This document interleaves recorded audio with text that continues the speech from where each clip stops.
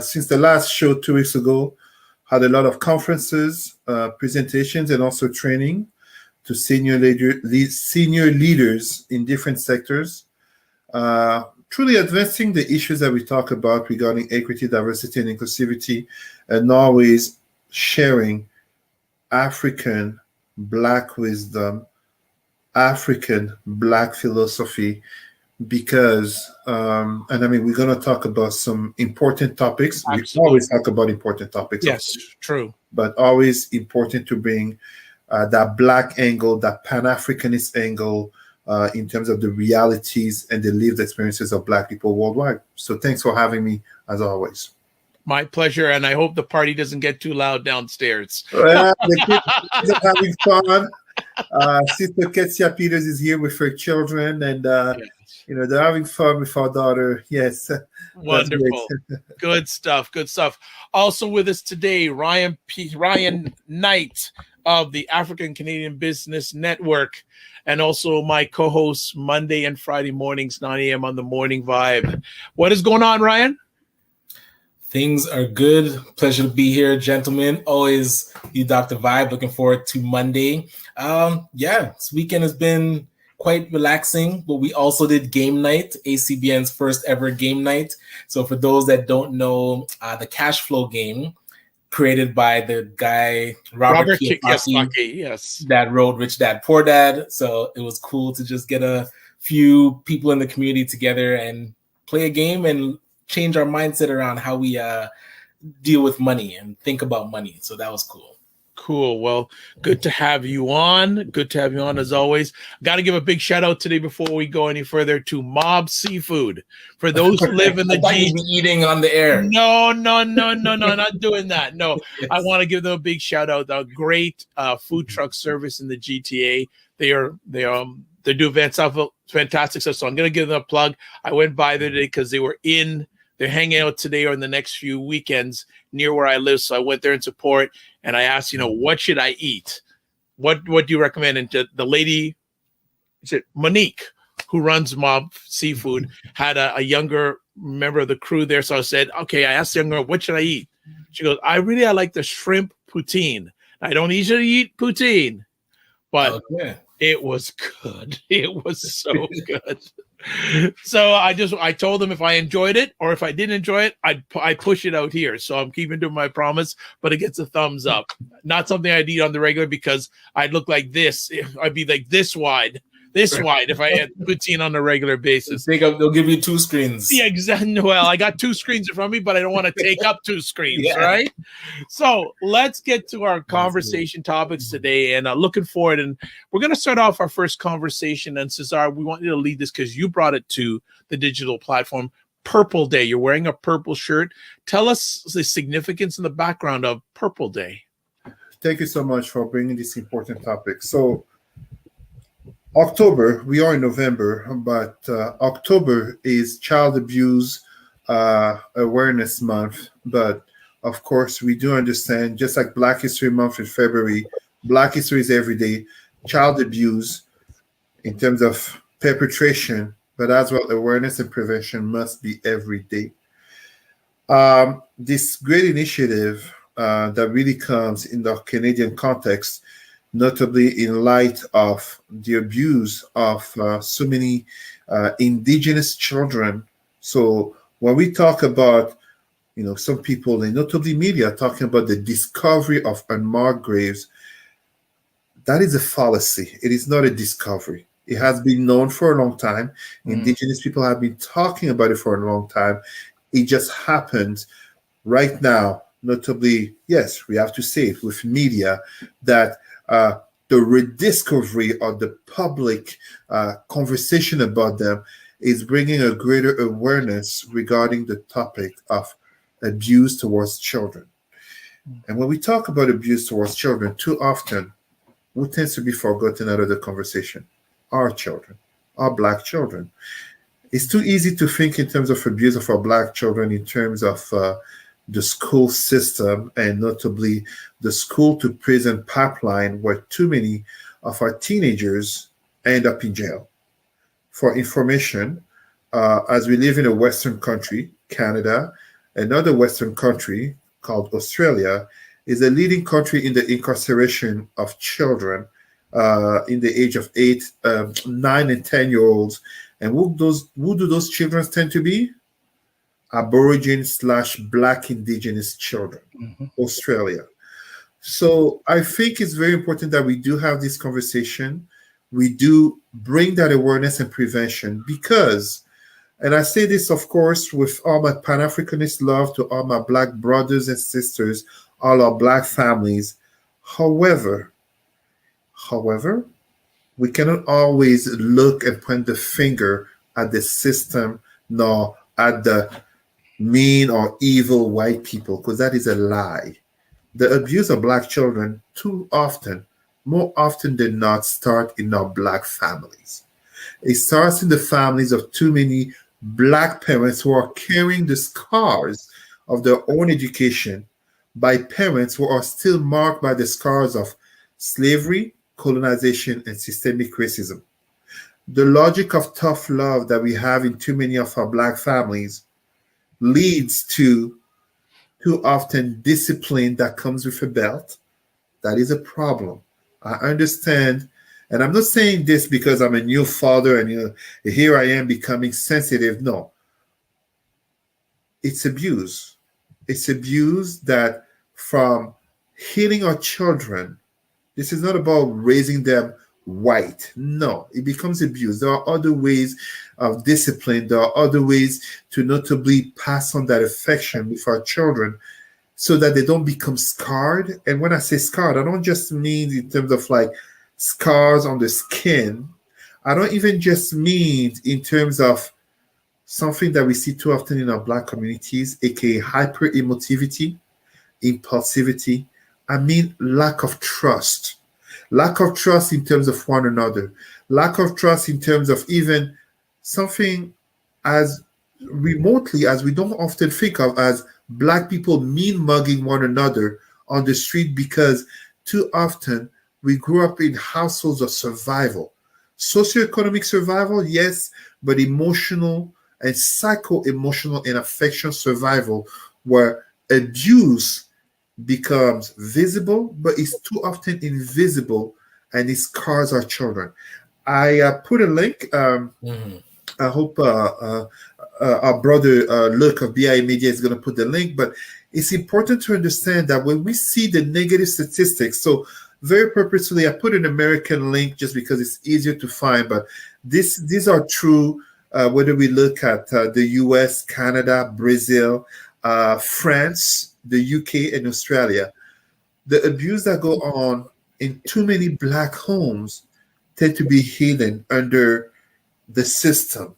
The abuse from the white and Arab, by the way, white and Arab systemic racist system, but also under religion, also under, we know this too often, and notably in Black families.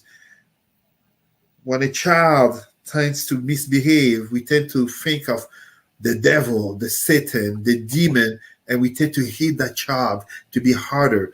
When a child would tend to manifest what some people will call gay tendencies or lesbian tendencies, or these type of corrective methods that just propagate hatred, that propagate pain, that propagate the very fact of why we wonder later that we have so many Black adults, men and women, will tend to be failures in communication, failures in empathy towards our own. You will see very often Black people be very understanding towards the white person, the white Latino, give excuses to other communities, but be extremely harsh towards our own.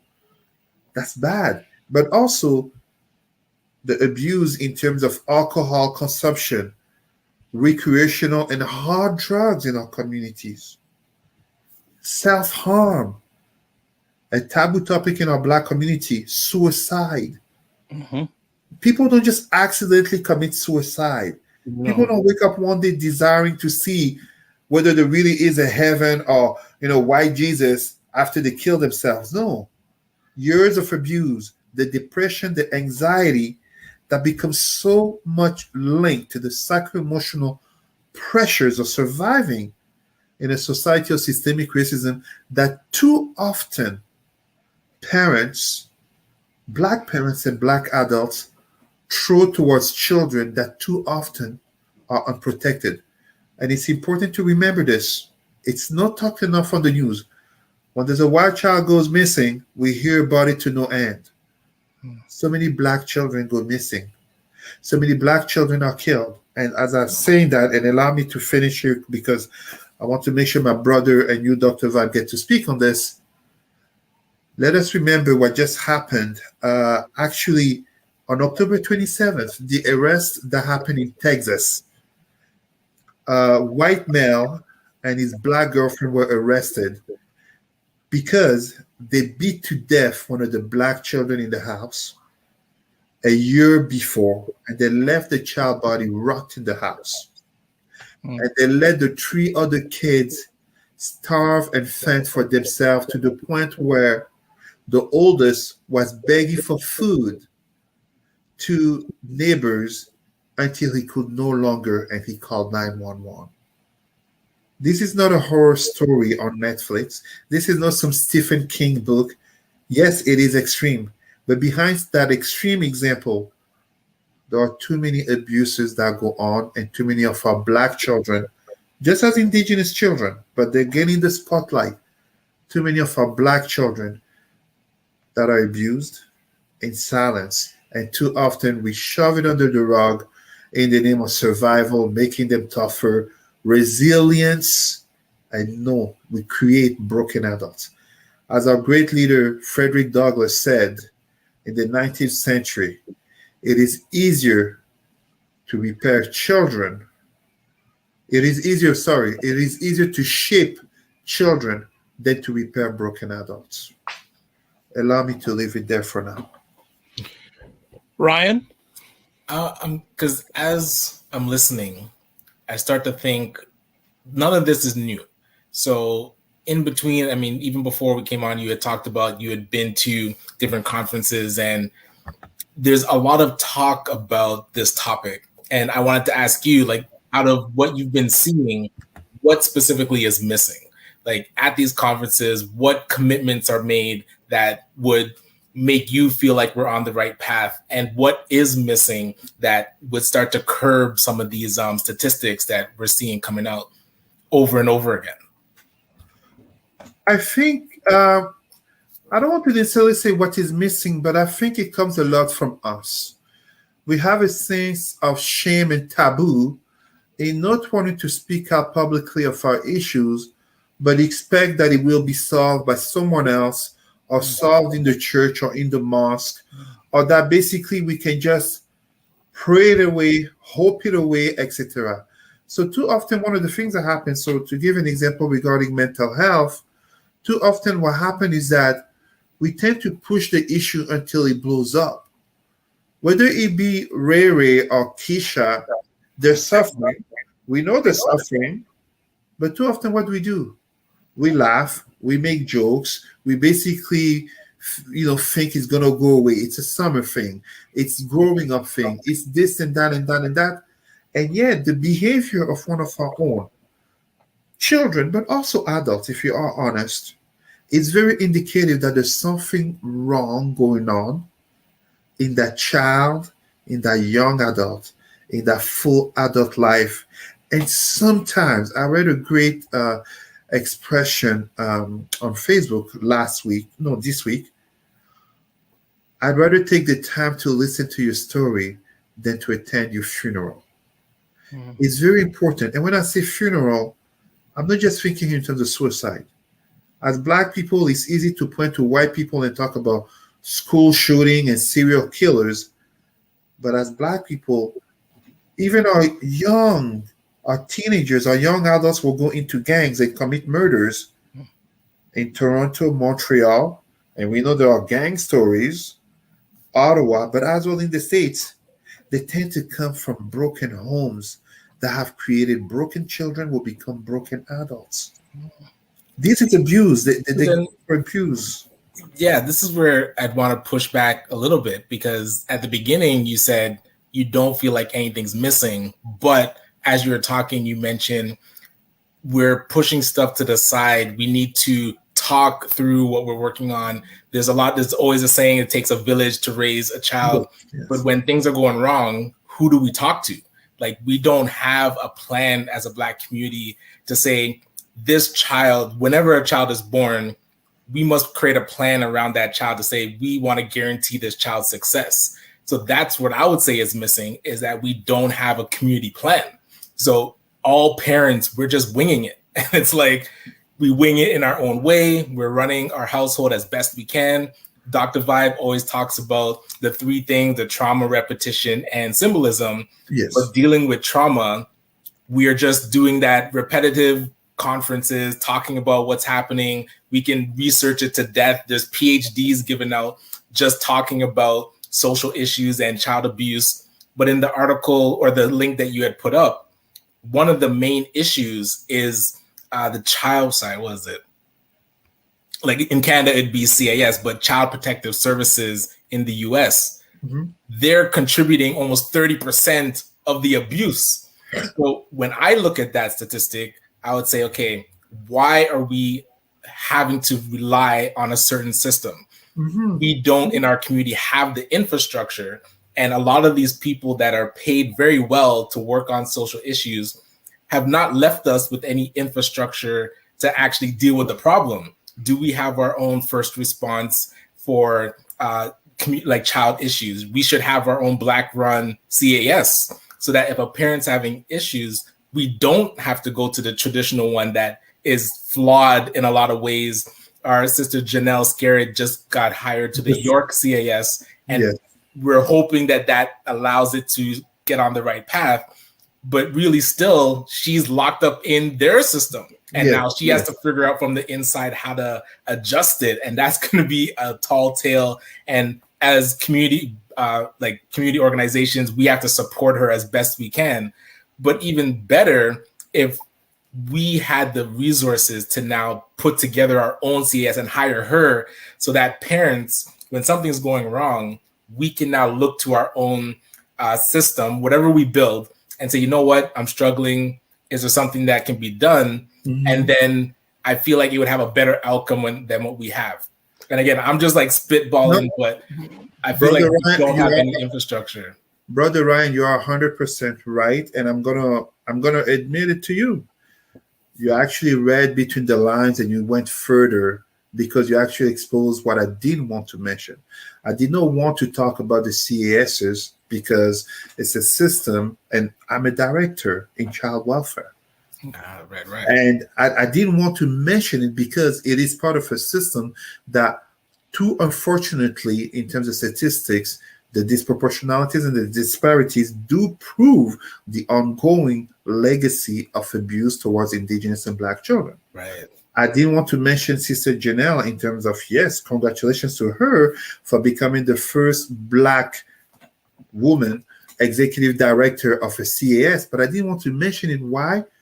Because to put on her the pressure of success, because until she's Black, when that same agency was in the Toronto Star and others due to so many failures. That's why I was trying to say that we already have everything there, but are we willing to really look into what we already have? And you said it takes a village. The village is there, but are people willing to look at the village? Are people, so if I gave an example as we are here right now on the show, we should be having 200, 300, 1,000, 10,000 Black people listening, having it in the mind that Dr. Vibe is a show for us. Black Canada Talking addresses our issues. Where are the hundreds and thousands of Black people listening now, as if we were of the Jewish community, a very minority in some country where we know there's anti-Semitism? We would have a show with 10,000 or 20,000 plus Jewish viewers listening to get tips in terms of how can we become a stronger community and have more solidarity to help one another. At the same time, I wish Brother Warren was here, because Brother Warren actually addresses this issue in terms of bringing together Black male together in terms of like his barbershop talk series.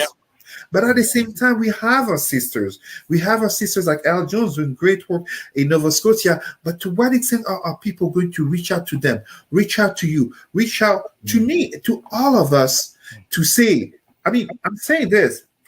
It's my wife who basically was telling me about this. Yesterday, we had a group of friends and we were helping them with the relationship issues.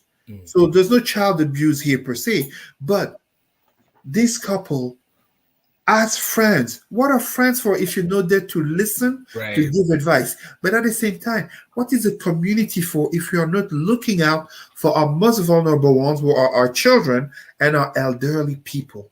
Right.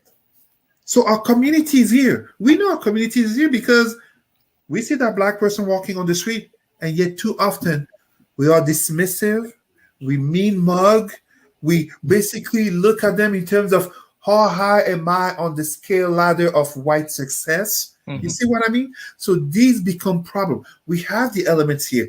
We know more and more about our history. We know our leaders. They're right here. Like I have a painting behind me. It's symbolism, but it's symbolism that is concrete in terms of from community leaders who actually do the work. I'm not talking about community pimps who basically pimp the community to make a name for us, for themselves, and notably get fund money. I'm talking about people really doing the work. I'm talking about people who are not afraid of being black, who are not pandering to politics, to religion, to media, who have a true speech for our people. They are here. We have to reach out to them. We don't need to necessarily create a different structure. People love structures and systems, but when you are a minority that is weak in terms of your identity, in terms of your spirituality, in terms of your socioeconomics, and therefore in terms of infrastructures, by default, the dominant system will maintain its power. They will just put a black face to tell you, kumbaya. And everything's all good. 100%. And we've seen this play out over the last 50 years, repetition over repetition. A triggering moment happens. They create stopgap programs. And then another triggering moment. No infrastructure really gets built. And like you said, we have all of the pieces that we need.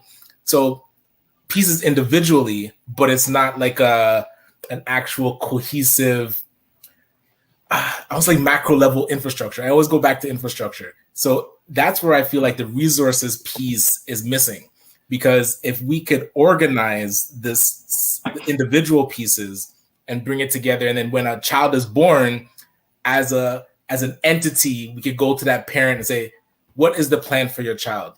Whatever success looks like. And now this is the ecosystem that's going to make sure that that happens. So when they have questions, they know there's somewhere to go to. Even we do those check-ins, the story that you're telling about the parents that beat the child to death and left the others to fend for themselves, if the community was checking in, I don't feel it would get to that point. You know, like we don't take it upon ourselves to say, what is happening with our neighbor? What is happening with maybe even not in the same city, but just and this general. is not exclusive to black people. I just want to get to that. This is the community, the society as a whole. Please, yes. And that's where, and hey, if it's resources that are missing to organize ourselves, I feel like they're at all these conferences that I go to, and typically when it's like in the social realm, I'm more just listening and an observer, because I am a black father, husband with 2 children. So I want to see what are the ideas of how to make this as the best community possible. But typically I don't hear any commitments. I always hear the counterfeit yeses, like, yes, we know this is a problem. Yes, we are going to do better. Yes, we'll be more diverse and XYZ. But, and I'll use economics for an example. So the federal government, they're trying to support the black community with their Black Entrepreneurship Program. 300 million committed.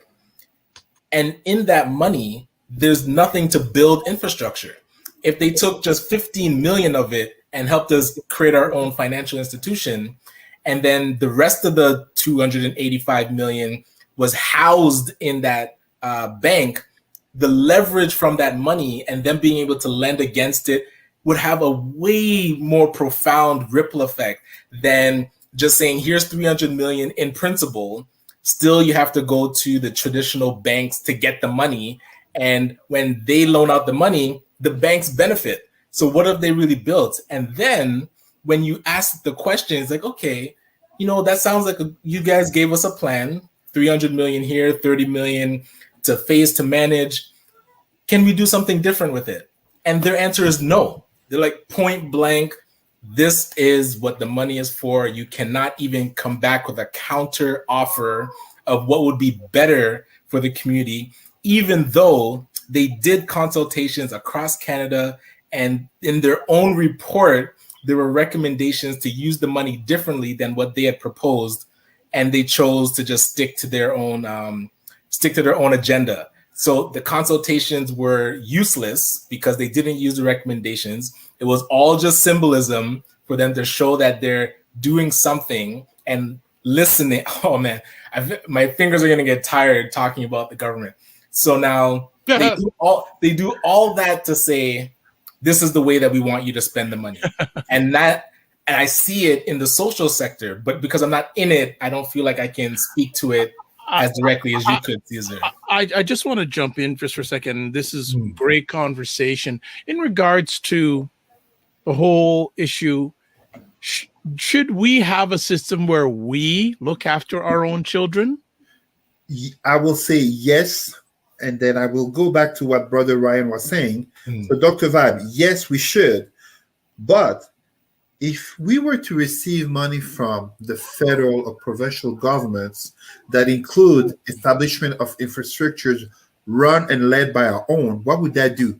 That would make us less to no subservient of the same systems of power in place. So it becomes not to the interest. This is the reason why. This is not accidental. The report itself will say the solution is for people to become self-independent in terms of having their own infrastructures that they run themselves. But in order for that to happen, you need to have a community that is strong regarding its identity. And yet we have too many Black people whose sense of value is kind of, I think Brother Ice Cube track, no Vaseline, aka the value is to be next to white people. The value is in terms of the acceptability of white people, aka to be Carlton or to be Steve Urkel and or be white passing. A lack of spirituality, aka 90+% of Black people in the world, as we live today, the studies in terms of world religions speak that 90% of Black people in the world ascribe to religions where they are seen as inferiors. God, prophet, messiahs don't look like them, aka Christianity, Islam, and Hinduism as the main three religions, and Judaism. And religion that was given to them. That were imposed to them. Right. That were imposed to them. We know very well, roots. My name is Kunta Kinte. You shall call yourself Toby. Eventually, in order to stay alive, call yourself Toby, as the woman told him. So this is the reality, but we don't have to ascribe to that. I give my conferences and trainings to senior leaders wearing my identity in full display. They understand, they know it, they're not running away, they're not thinking I'm gonna tie them to a tree and set them on fire like some Hollywood movie may have shown them about Africans eating white people. No, exactly. Times have changed. We need to build our community from our own, because our failure, our ongoing failure as a group, it's not the failure of Ryan, it's not the failure of Dr. Vibe or of BI Media or of XYZ community leader out there. It's a collective failure where when you succeed as a Black person, even if you're a billionaire like Kanye West, Jay-Z, Byron Allen, or Aliko Dangote, the richest Black man in the world, you are still seen poor. Versus when you are of certain other identities as Jewish and Chinese, you can be poor, but Black people will fear you because you're Jewish, Chinese, and white people and Arab will fear, if not respect you, because they know you have the backing of a bigger and stronger community behind you. Our children and our elderly people end up being the ones suffering from our collective failure, not an individual failure. That's a strong collective failure. I think that's a really prolific statement. 100%. I think that's a really, nice, very good way to start off. And yes, with the Purple Day, we and I agree with you, Cesar. we as a environment have to look at how we've treated our own children and how we were treated as children also, because it's systemic, and it's not systemic from the culture. It's systemic within our own.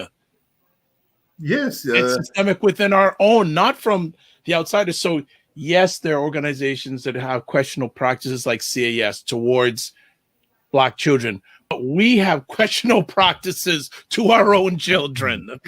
Absolutely.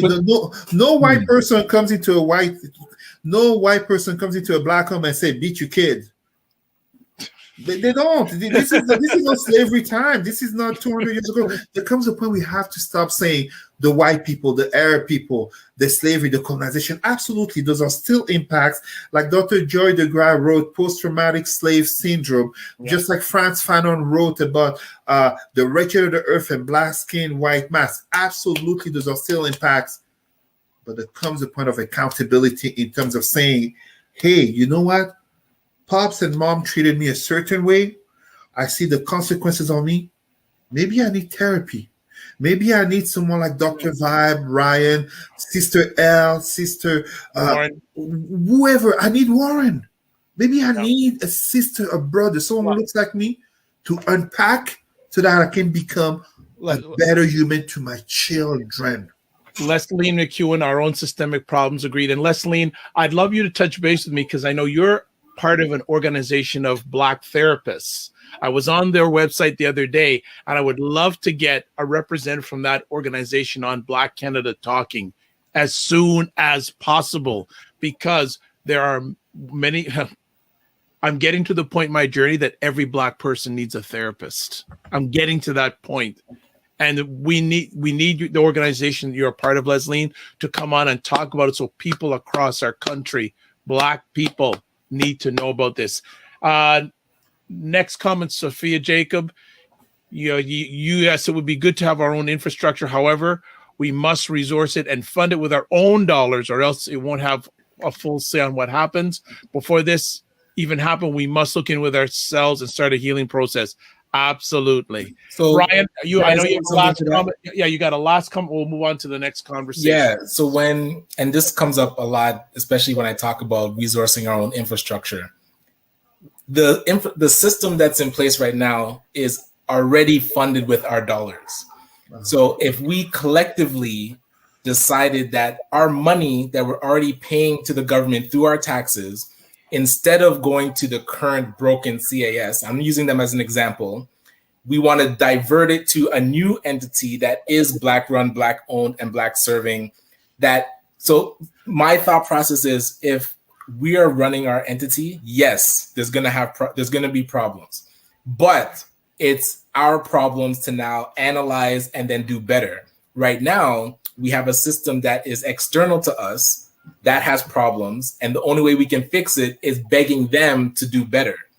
I would rather have control of our destiny to say, you know what, we're going to work through 50 years from now. It's going to be something that we can be proud of, but it's going to take time to get there and patience. We've had enough patience with the current CAS or whoever entity you want to point there. We've given them time, and they're getting our money already through the government. I say, let's divert it. And hey, things can be done parallel. A lot of times you get distracted with the defund the police because of the language that they use. This is not about defunding CAS and now creating something new. It's while CAS is running, we want to also build our own thing. And I believe our thing will be better than this thing eventually, that we can just take care of our stuff ourselves. But until you give us that space, every time I talk to an MP and we get to the point where I'm asking, okay, so what dollars will you put into us building our infrastructure? Oh, we have to make sure we do it right. We don't want to give money and then something goes wrong. I was like, no. Jewish communities, you give them money, they do programs, they fall flat on their face and they get money again to try again. What are you talking about? You can't get it wrong with the Black community. Give us space to fail too and learn. It's a weird dynamic, the way that the government treats us. It's part of that systemic racism. And at the same time, yes. At the same time, when talking about accountability, and I say this very often, because this is a model that I use in terms of Roots and Culture Canada as president. Mm. If Black people give 10% of either the salary or even 10% of something that they earn, like contract, notably Black professionals, into the community organizations, they would not need to be funded from the same institutions and the same systems that do practice anti-Black racism. Agreed. This is what we Yes, do. so true. 10%. I give 10%. 10% of my contracts go back to my organization. 10%. Yes. Instead of wasting it into, the church, the mosque, and, entertainment. I'm not bashing them. I'm just calling it what it is, because what do you think the Jewish and Chinese community they do? All right, let's move Exactly. on to our next conversation piece. And Leslie, I did get your message, so I'm looking forward to hearing from you. Our next, and this segues nicely into our next conversation piece, Black Canadians in the education system. So Ryan, we'll let you lead on this conversation piece. Go ahead. And hey, it's not because I am no expert in the education system. Actually, I would love to do a shout out to a colleague of mine, Danielle Dowdy, that's been in here, Brampton, Peel, and really fighting hard. And there's a slew of people fighting like the issues in our education system. But my observation is, the repetition. It's like the NDP, the provincial NDP, calls a town hall last week about the racist acts happening in the different school boards. I think a teacher showed up at a Halloween party in blackface. Teachers are tying up students with masking tape and putting them in the closet as punishment. So what progress have we made? And this is where I go back to talking about infrastructure for two reasons. One, if we had our own Black-led, Black-serving, Black-run school board, we would be able to have better conversations with the current school boards, because right now we're all just like the participants begging the masters or the powers that be to be better. And we're seeing over the last decades at least, it's not getting better. And every report that comes out says the same thing. So again, like I said, should we divert money from something that's broken to help us build our own? So that's one piece. But the other piece around infrastructure is the current system. We can't get rid of the bad players. I can't understand when a teacher cold-blooded, deliberately either acts racist or acts unethical or puts children at harm. We can't get rid of these people. And so we're really stuck with all these bad players. I just asked the question, what progress have we made? And again, could we not start building our own infrastructure so at least our parents have options and we're not just stuck with this school board, wherever you might be, TDSB, York, Peel. The stories just keep coming. Cesar?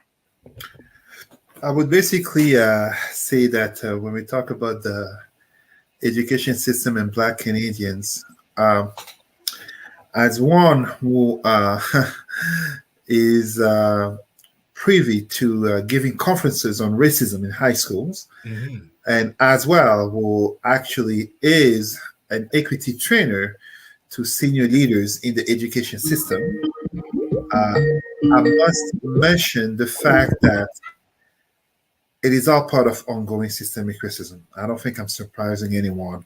And too often the notion, just as we were just talking in terms of CAS and having Sister Janelle becoming executive director at York, the putting of a Black face in the leadership, just as of even Black teachers, it doesn't change really the reality beyond the symbolism and the importance of representation.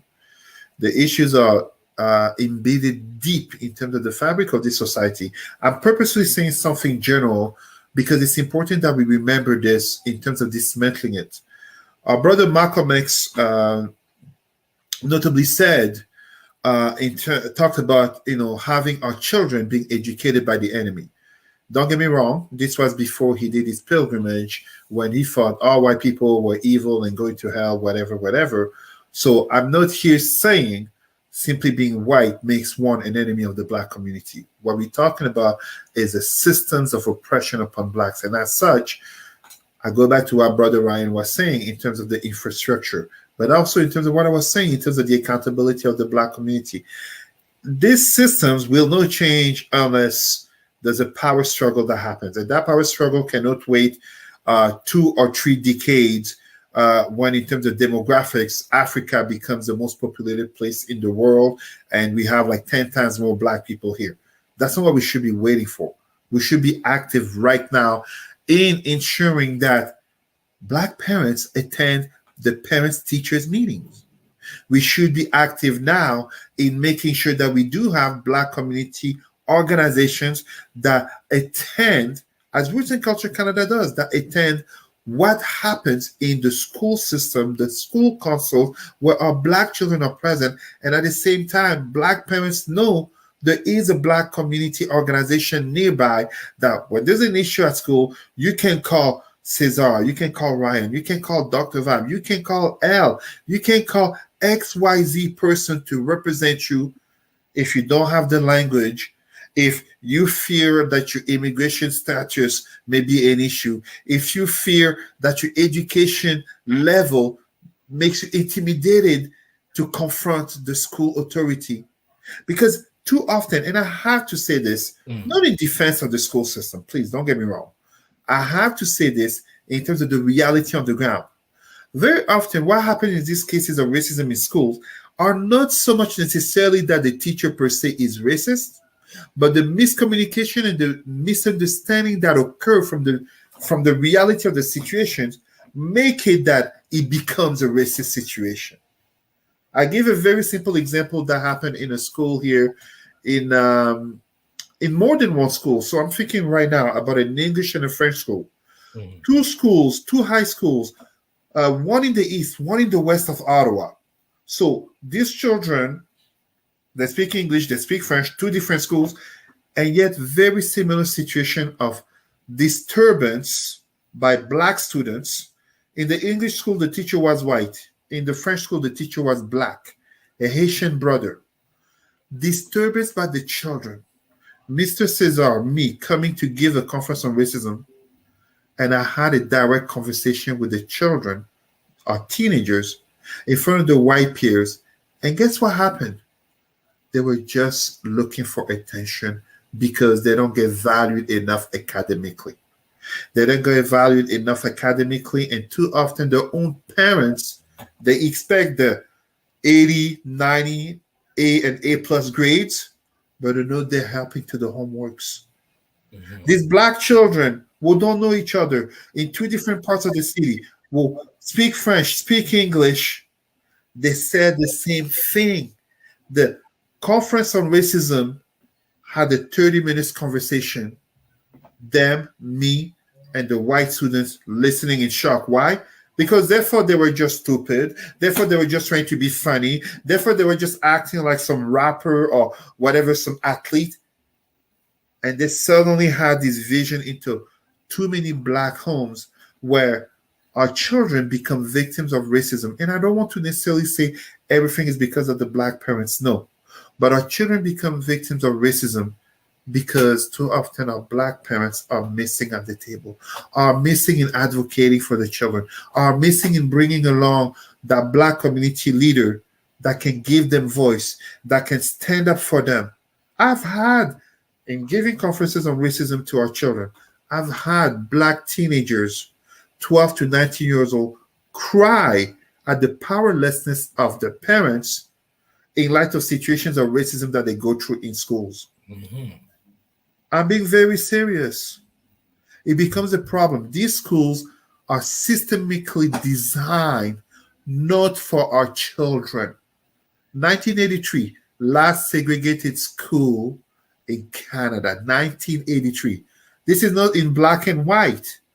This is not somewhere in the USA with the transportation and Joe Biden signing here or there. No, this is right here in Canada, 1983, a year before Trailer.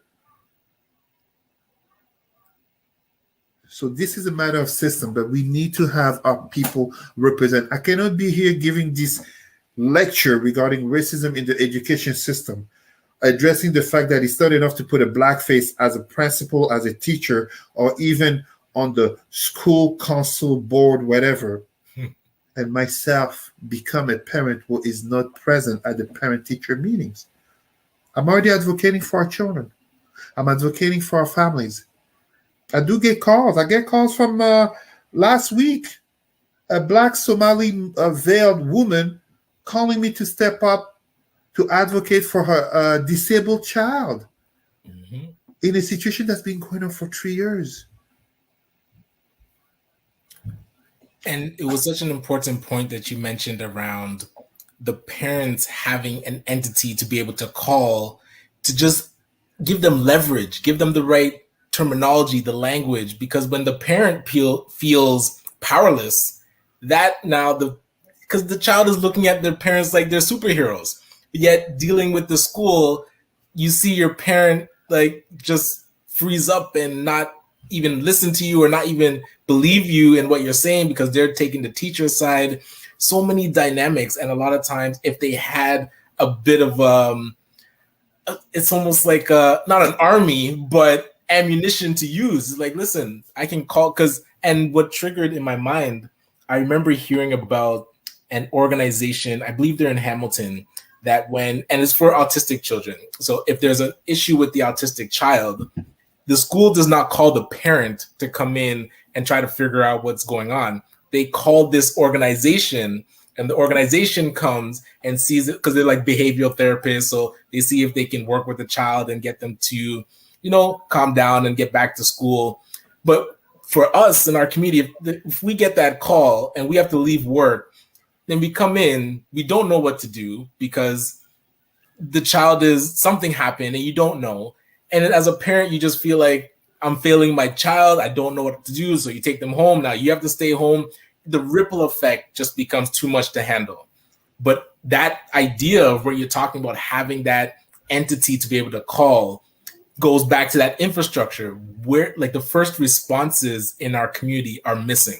And I feel like if we could build those, even if they start small, like you said, if it's me, if it's Dr. Vibe, if it's you, just a couple people to be on call for certain things, that I feel like would go a long way. And yeah, to be a part of something like that would be amazing. Allow me to add something very important, Brother Ryan and Dr. Vibe. In terms of the pervasiveness of racism in the education system, it's very important for our listeners to understand this. And I'm speaking here in terms of real case scenarios. So now we understand there is the link in terms of the school to prison pipeline. But there is another link that we must understand. And it doesn't have to be the only example, but it's a classic example of the Caribbean or African migrant who comes to Canada, the US, UK, or France. They're not fluent in English or French in terms of as it's spoken here. The child growing up here becomes more fluent or even born here.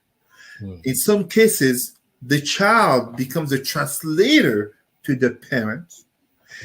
When a case of racism occurs, the powerlessness of the parents, who, let's be fair, our Black parents very often are in survival mode. They're trying to survive the system. But one of the things that happen in terms of the pervasiveness of racism, notably in the education sector, so we have to understand, adults go to work, children go to school. That's like kind of the work area. There becomes often a disintegration of respect and value in the relationship between parent and child, because some of our children, not all, some of our children, in seeing the powerlessness of the parent, come to become convinced. School is useless. My parents don't have my back. They can't protect me.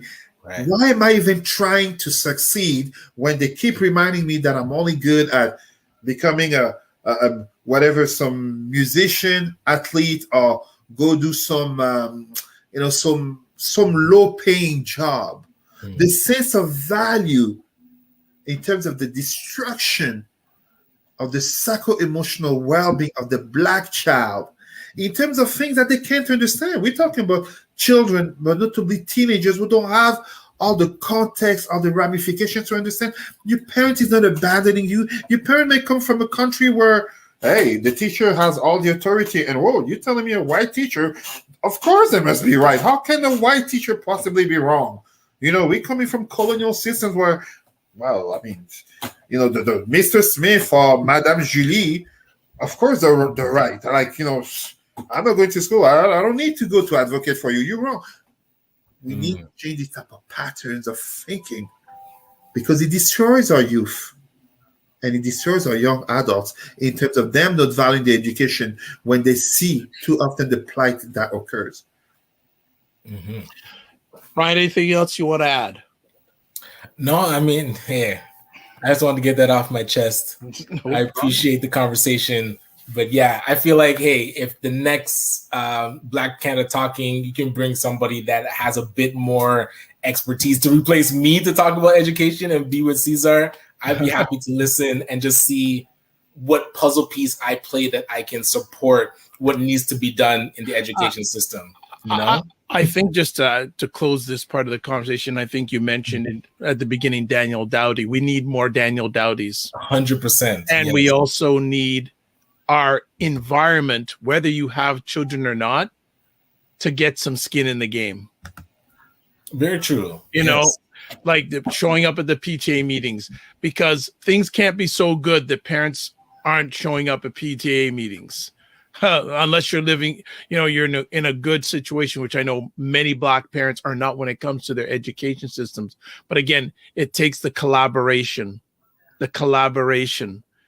And I've seen at the PTA, because I'm on the parent council with Danielle at our school, and the recommendations that are made that get implemented that impact the children happen because of a meeting where I witnessed it. I'm like, so if she wasn't there to make that recommendation, it doesn't happen. So this is what parents need to understand. We have to be in the room to influence what's happening in the system. It's like we can't just dismiss it and hope everything works out. It's like one of the things I used to say a lot. I don't say as much anymore. You're either at the table or on the table. Right. Or I heard like on the menu. Or on the menu, right? At the table, yes. So this is the thing. So after you get at the table, then your next step is to build your own table. And that's where my mind is there. It's like, what can we build parallel that becomes an option? A lot of times we don't have alternatives, so we're stuck with what we have. No, you know what? We have alternatives, but we don't dream big. We don't think it's possible. Like, we don't think we're again, we have this trauma inside of saying, oh, the only way it can be done is with someone else's help. We have that trauma side into us over these colonial years that only we can't do it ourselves because they got to do it. No, break that totally chain. False. Like, we just gone through 16 to 18 months where there was homeschooling.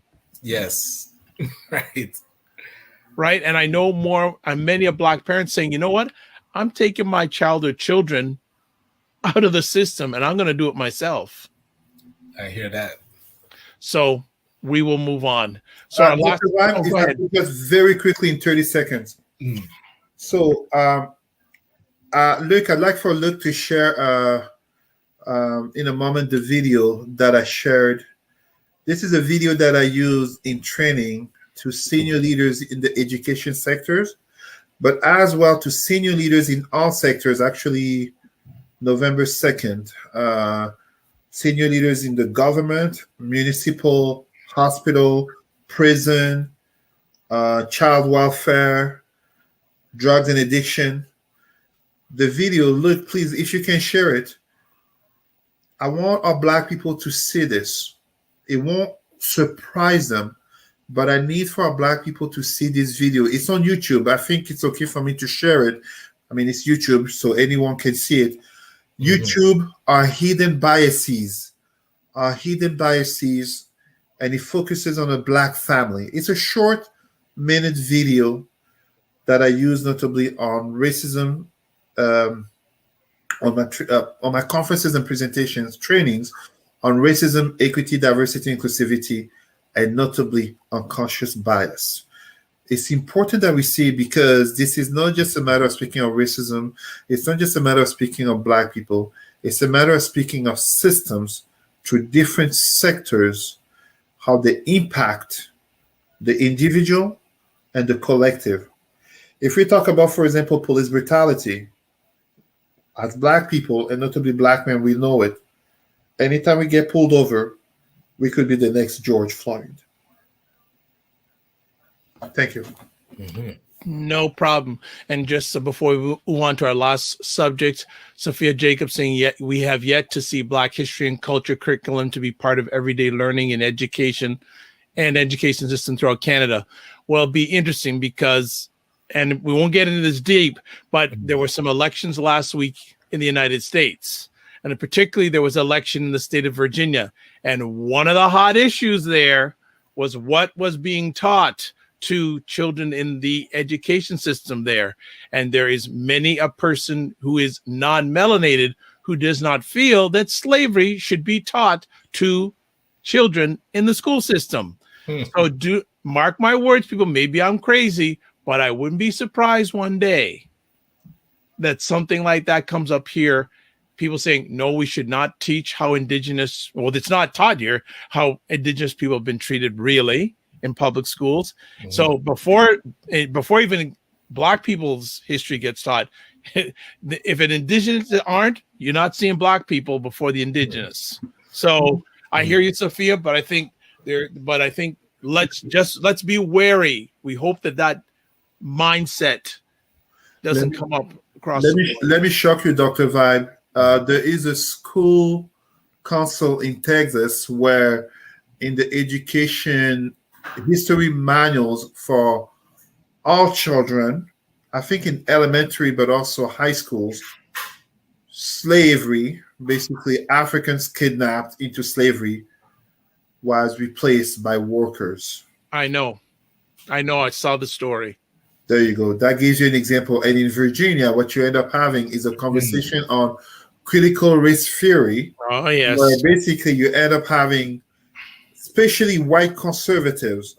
It's not only white conservatives who are racist. There are white liberals who are racist, many of them, of course, but especially white conservatives will criticize the notion of critical race theory because it dares to bring truth to the history of what has happened factually. Yeah. Yep. All right, let's move for our last conversation piece. So our last one is we're broadcasting live on November 7th and November 11th. In Canada is Remembrance Day. So any thoughts in regards to Remembrance Day? I know, Cesar, you want to talk about Black soldiers. I just really wanted to, as November 11 is happening this coming week, I just wanted to remind our Black people, but really all people, that Remembrance Day is not just a white thing. Remembrance Day, here in Ottawa, and I don't know, in other parts of Canada, they will lower the flag regarding Indigenous Remembrance Day. But at the same time, we must never forget that Black people have been fighting in World War I as World War II, and they were also present in the Korean War and other wars, aka white wars. We must not forget, if I take the example of World War I and World War II, that Africans, but also Caribbeans, were enlisted in force. In Africa, a common tactic to bring in Black soldiers was the threat of setting fire to the village, raping your mother, your wife, your sister, threatening to kill your father. When there is an expression in French called les tirailleurs sénégalais, basically the Senegalese shooters, if you want, it wasn't exclusive to Senegalese people. We must not forget that one of the things that colonization did, if I take the example of Nigeria and Ghana, was to take Black troops from one part of the land to use them to fight and kill Black people in another part of the land to bring them all under control of the same white administration. We must not forget that It is black people who greatly contributed to the liberation of South of France, and yet that is forgotten. That black people, uh, an entire regiment of black soldiers were killed by the Nazis as cities were captured. In the Holocaust, the concentration camps, black soldiers, along a few black people, such as in Germany, were killed. The French writer Serge Billet wrote about it. Noirs dans les camps nazis, blacks in the Nazi camps. But we must also not forget that when liberation came, and I'm thinking here notably of the liberation of Paris, black soldiers who had fought from the south of France all the way to Paris to liberate Paris, they were denied to be on the Champs-Élysées. They were denied to be part of the parade. They were basically asked to hide, to not show their face. We must not forget the sacrifices of so many of our black people who went to fight hoping for a better life. And too often, as was the case in Tulsa, they came back to more segregation. They came back to lynching. They came back to see the communities such as Black Wall Street burned down, sometimes even air bombed. They came back to sundown towns. They came back to wives, sisters, daughters being raped. They came back to Africa to more colonization. I'm thinking about the camp of Tiroy, 1944 in Senegal, where black soldiers who had fought valiantly, by all reports in Europe, coming back home, they asked for the fair pay. They got paid, yes, but they asked for the fair pay as the white counterparts who were in the same battles, and they got killed, and they didn't get compensation nor apologies decades later. I don't wear this poppy as just someone else wearing a poppy because it's Remembrance Day. I wear this poppy with the center that's black because too many of our black soldiers, behind each of that black soldier is a black family. It's a black community that is not being remembered, that is not being addressed. And our children, they're lucky if they even hear about this during Black History Month, but they should never be waiting for Black History Month to hear about this. So I just wanted to make sure that we talk about it because too often those brothers, and let's also mention of sisters who are also in the background, notably as nurses, they basically were fighting white/European wars for people who still saw them as inferiors. Thank you. Ryan, anything you want to add on to that, sir? Nothing specific. That I just second everything that Cesar just said. I feel like it was put exactly how we need to hear it. And the only piece I would add is now when we talk about infrastructure, who's in charge of making sure we know this history? I will shout out Black, oh my gosh. Ontario? No, Black History Society of Ontario. Ontario Black History Society. We should now be able to go to that website during November 11th this week and see that history. So if it's not happening there, it has to happen somewhere. Cesar, you might be the one to have to build the website, but this is information that I didn't know, and I feel like I would want to learn more. So whoever's in charge of getting this information to the community, get to work. If you don't mind me, Ryan, I'll actually prove to you how right you are. As too often things that relate to Black consciousness and notably Black history, it's not the fault of the individual in terms of saying you didn't know. Ryan, you're an intelligent brother, you're an involved brother, you're a dedicated father. Your ignorance is not that you're ignorant. Your ignorance is a reflection of the community, the collective as a whole, such as too often happening when we talk about history, but also politics, geopolitics, especially religion, etc., etc. To give you a perfect example, America has commemorated, and it wasn't just America, they commemorated recently the passing of General Colin Powell. The black man's first black, what was it, U.S. Secretary of Defense, etc., etc., etc. But are they going to commemorate all the black soldiers that died for him to get there?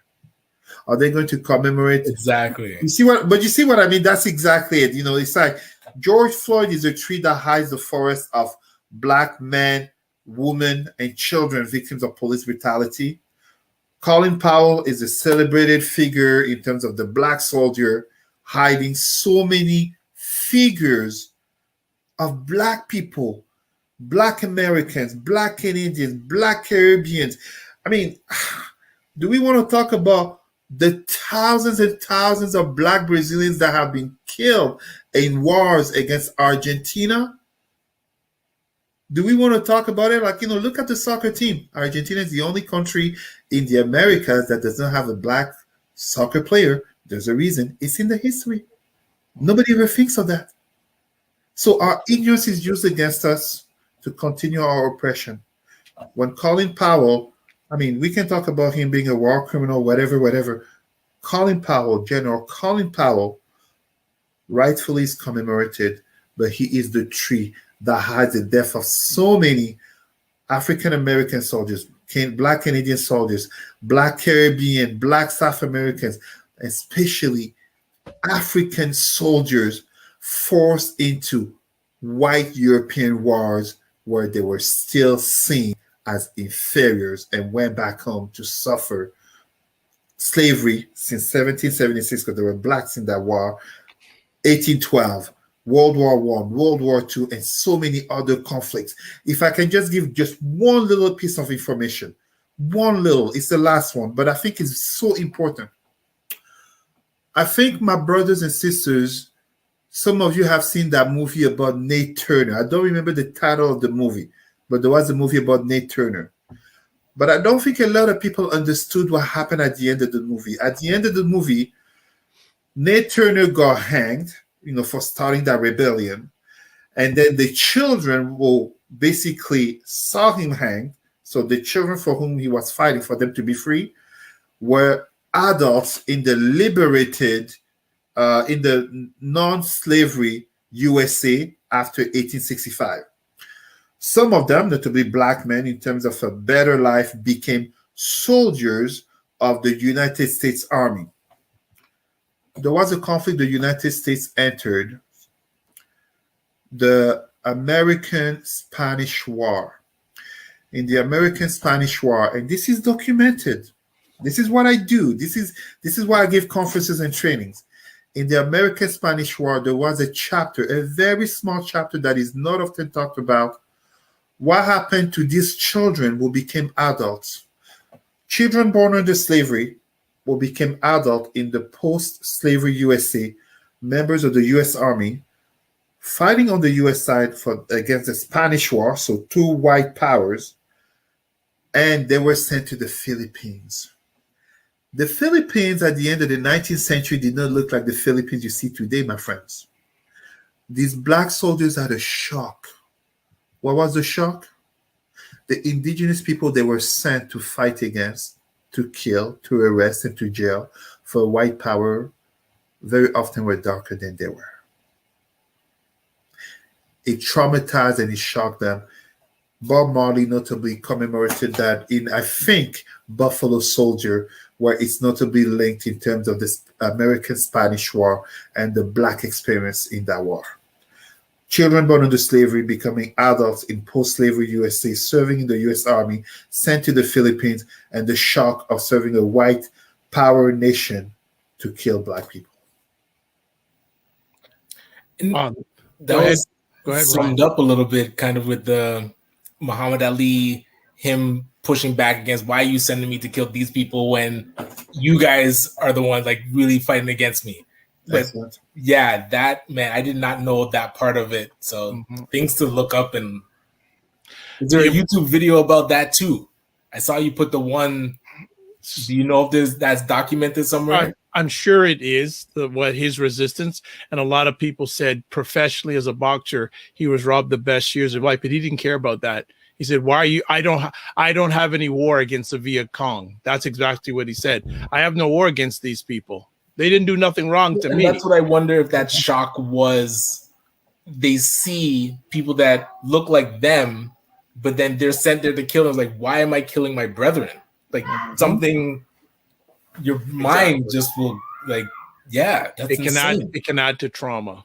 100%. It can add to trauma. Well, gentlemen, rocked it out of the house today. I'd like to say thank you so much for taking the time. As always, Ryan, how can people get a hold of you? Best way. Go to our website, acbncanada.com.